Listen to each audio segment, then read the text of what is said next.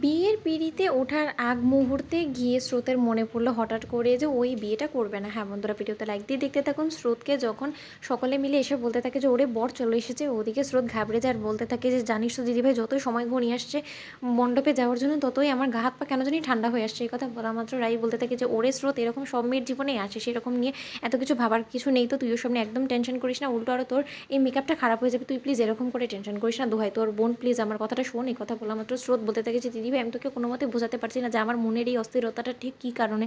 আমি কোনো মতে সৌভিকের সাথে কমফোর্টেবল হতে পারছি না, কেন জানি আমি এখনও পর্যন্ত সৌভিককে মেনে নিতে পারছি না। সেখানে কিনা আমি গোটা জীবনটা সৌভিকের সাথে কী করে কাটাবো? একটা এমন সম্পর্কে আমি ঢুকতে চলেছি যে সম্পর্কের মধ্যে কিনা আমার দম বন্ধ হয়ে আসবে, কিন্তু তার সত্ত্বেও এক দ্বন্দ্ব নিঃশ্বাস নেওয়ার জন্য অন্তত আমি কাউকে পাবো না আমার মনের মতো করে। আমি কি করে সৌভিককে এই কথাটা বলবো? ওদিকে স্রোত বলতে থাকে যে আচ্ছা, বিয়ের আগে একবার কি সৌভিককে আমি ফোন করে নিজে থেকে কথাগুলো বলার চেষ্টা করবো? যদি ও আমার কথাটা বুঝে, ও যদি এই বিয়েটা আটকাতে পারে, ও যদি কোনো কিছু করতে পারে। এ কথা বলা মাত্র স্রোত বলতে থাকে যে না, এখন তো নিশ্চয়ই বরপক্ষ চলে এসেছে, এখন এই মুহূর্তে যদি আমি কোনো কিছু বলি তাহলে উল্টো সৌভিকে লজ্জায় পড়ে যাবে, গোটা মানুষের সামনে ও হয়তোবা ওর অপমান হবে। আমি সেটা মোটেও হতে দিতে চাই না, কারণ বেচারার তো কোনো দোষ নেই, যা কিছু দোষ সব কিছু তো আমার।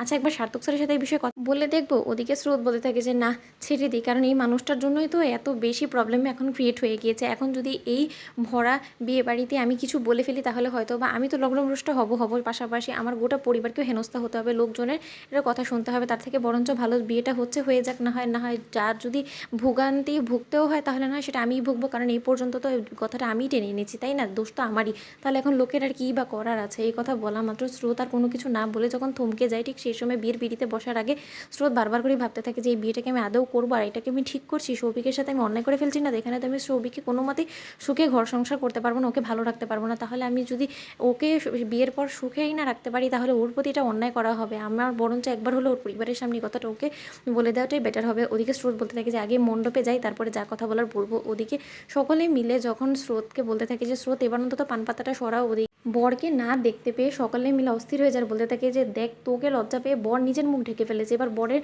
মুখোশটাও তো খোলানো দরকার। কি রাই দিদিভাই, এখনও কি আমরা কেউ বরকে দেখতে পাবো না? না কি সেটা তো রহস্য, বলো তো? এই কথা বলা মাত্র স্রোত বলতে থাকে যে আচ্ছা, সৌভিক হঠাৎ করে এতটা না ঢাকা দিয়ে এসেছে কেন? আমার তো কোনো কিছুই মাথায় ঢুকছে না। ওদিকে স্রোত বলতে থাকে যে দিদিভাই, এখানে আমার কিছু বলার আছে।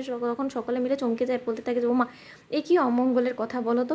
বিয়ের পিঁড়ি থেকে নাকি মণ্ডপ থেকে বিয়ের কোণেই নেমে যাবে? তাহলে এটা বিয়ে কী করে হবে বলো তো? আর তোমার তো এখনো শুভদৃষ্টি হয়নি। স্রোত এরকম করছো কেন বলো তো? এত অস্থিরতা মেয়ে মানুষের ভালো না।